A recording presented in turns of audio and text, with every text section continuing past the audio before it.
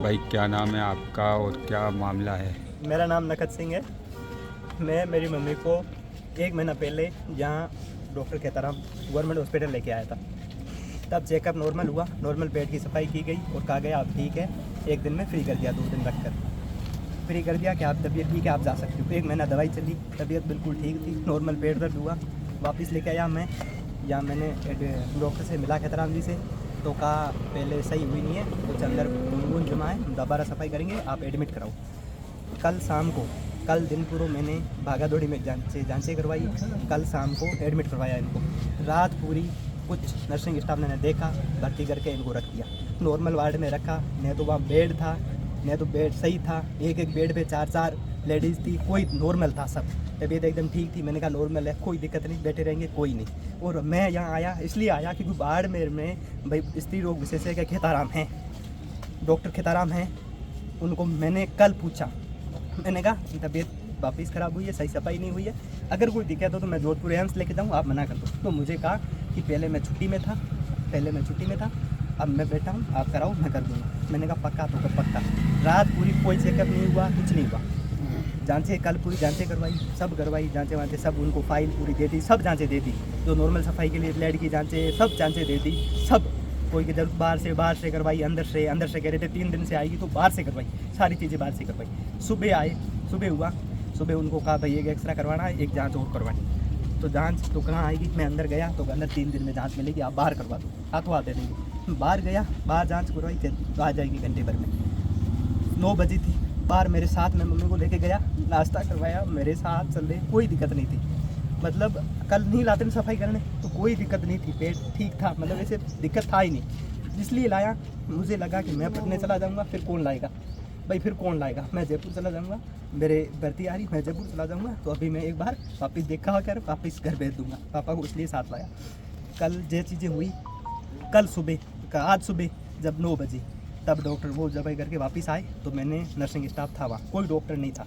एक आए थे कमला मैडम, राउंड निकाल के चले गए। मैंने कहा कब हो गई इनकी सफाई, तो खेताराम जी अभी आए नहीं है, आएंगे। मैंने कहा कब आएंगी, तो उनको टाइम मिला, आएंगे, आज आएंगी तो आज आएंगे, निकल आएंगे तो कल आएंगे। तो मैंने कहा कल तक तो अपने नॉर्मल है भाई, मैं जाऊँगा नॉर्मल रख के क्या करेंगे, तो अभी आज बात हुई तो आज आएंगी। तो मैंने कहा डॉक्टर से बात कर देना, पिछली बार भी आपने, मुझे पता है कि डॉक्टर ने नहीं की, आपने की है, स्टाफ ने नॉर्मल की है, सही नहीं हुआ है, आप कर देना, तो हम बात कर देंगे।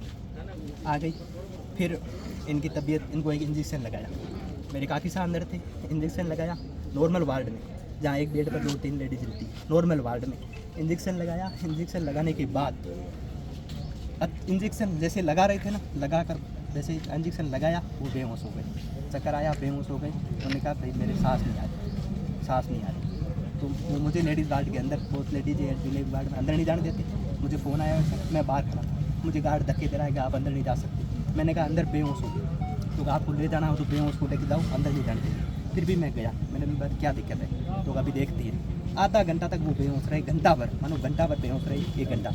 फिर मैंने वहाँ वापस जाके नर्सिंग स्टाफ से मैंने समझो हैं, तबीयत ख़राब हो जाएगी, ऐसे नहीं हो तो कह दो, आप इंसानियत को रखो, आप ड्रिप लगाओ इनको, तो इनको एक एक्स्ट्रा करवाना है। तो मैंने एक्स्ट्रा लेके जाओ, तो कैसे लेके जाऊँ, तो चेयर व्हील पे लेके जाऊँ। अब उनकी तबीयत तो खराब, चेयर व्हील पे तो बैठे, नीचे ऊपर उठाऊँ नीचे गिर जाए, तो मैंने कहा ड्रिप लगाओ। उन्होंने 1-1.5 घंटे बाद एक ड्रिप लगाया, ड्रिप लगाने से कुछ फ़र्क नहीं पड़ा। तो अगर ड्रिप लगाया कुछ फ़र्क नहीं पड़ा, तो अभी देखते हैं, रुको। फिर एक नॉर्मल नर्स आया, उसने कहा दोबारा अभी क्या करती, फिर एक इंजेक्शन लगाया, नॉर्मल ड्रिप, वापस ड्रिप लगाया, तबीयत ख़राब हो गई ज़्यादा। फिर जय वहीं नॉर्मल वार्ड, उसी बेड पे जय लेके आए, ऑक्सीजन लगाई इन्होंने, क्योंकि पहले इन्होंने ड्रिप लगा रहे थे, दिक्कत सांस नहीं आ रही थी, दिक्कत सांस की, उन्हें सांस नहीं आ रही थी, इंजेक्शन की वजह से जय लगा रहे थे। नॉर्मल बेड पर, वहाँ नॉर्मल बेड पे इन्होंने नर्सिंग स्टाफ ने इलाज शुरू किया 2 घंटा। तो मुझे जांचे के लिए कह दिया, जय जांच है, खून आप बाहर लेके, मैं जांच बाहर लेके गया, तो खून पतला पड़ चुका था, खून पानी हो चुका था, बाहर जांच नहीं की। तो मैं बाहर से स्टाफ लेके आया, मैं कहा पैसे मैं दूंगा, बेहोश है, तो चल भाई मेरे साथ, और उनसे एक अपन सैंपल लाते हैं, फिर जांचें हाथों देते, तबीयत खराब है। जैसे मैं वापस गया, तो अब जांचें नहीं करनी, अब आप जेल ओपन, आप ब्लड लेके आओ। मैं ब्लड वहाँ लेके गया, वहाँ ब्लड में 1 घंटा मुझे खड़ा रखा, भाई मैचिंग वाला नहीं है, ये वो नहीं है, मैच नहीं हो रहा, मैचिंग के लिए बोला, मैच करेंगे, आधा घंटा लगेगा। मैंने ब्लड वालों से वहाँ नर्सिंग स्टाफ का नंबर लेके बात कराई, मैंने कहा अर्जेंट है, तो अभी टाइम लगेगा। पीछे जो ऑपरेशन नर्सिंग स्टाफ की ऑपरेशन, वहाँ मैडम आई, उससे पहले मैं वहाँ खड़ा था, तब मैडम आई, कमला मैडम, उन्होंने मेरी आंखों के सामने सबको बोला कि सब आप स्टाफ की लापरवाही की वजह से हुआ, सब आपकी लापरवाही की वजह से बोला।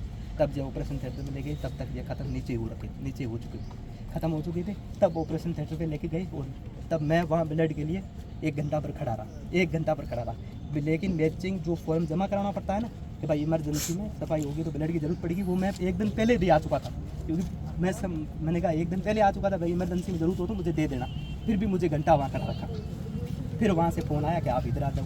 मैं दौड़ के वहाँ वार्ड में आया, तब वहाँ चारों डॉक्टर आदमी ख़त्म होने के बाद लास्ट पे मुझे बेला ने फुसलाने के लिए खेताराम, कमला मैडम, ऑपरेशन वाले मैन, सब पाँचों के पाँचों इंसान ख़त्म हो जाए, बाद में वहाँ खड़े है सिर्फ बेला ने फुसलाने के लिए, ताकि ये आवाज़ नहीं उठाए और चुपचाप घर ले जाए। अब आपकी क्या मांग? मेरी मांगे ये है, जो जिनकी इनकी लापरवाही है, जिनको मैंने आंखों से देखा है, उनकी कड़ी से कड़ी ऐसी नहीं है। बाड़मेर हॉस्पिटल में मैं अनाथ नहीं हुआ हूँ, मेरे से पहले हज़ारों अनाथ हुए हैं, मेरे से पहले कई अनाथ हुए हैं, कुछ नहीं हुआ है।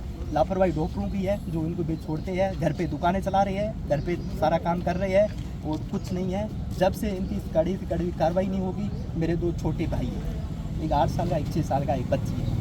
अब जब तक पूरी की पूरी कड़ी से कड़ी कार्रवाई नहीं होगी, कड़ी से कड़ी कार्रवाई चाहते हैं। तो आपने पीएमओ से कोई बात करी?